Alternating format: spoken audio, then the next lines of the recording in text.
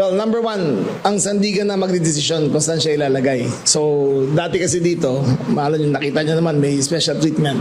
So, yung available facilities ay sinabitan namin sa sandigan. So, I assure you, walang magiging special treatment doon.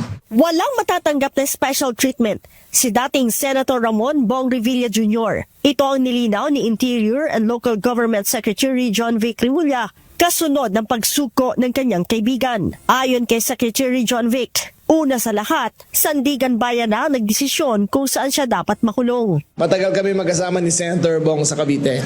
Ang anak niya ay naging vice governor ko. Ang anak niya ngayon ay vice governor ng pamangkin ko. We've been lifelong friends ever since the 1980s. Matagal na kami magkaibigan.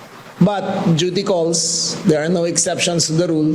Ang pag sinabi ng sandigan to arrest him, I advise him to, ang best ko na magawa is advise him to surrender peacefully. 7 taon na nakalipas simula na makalaya si dating Senator Ramon Bong Revilla Jr. Ito'y matapos na makulong ng 4 na taon dahil sa pork barrel scam. Ngayon, balik-kulungan ang dating senador. Subalit, malabo na siyang makabalik sa dating niyang piitan dito sa loob ng PNP Custodial Center. Paliwanag ng kalihim,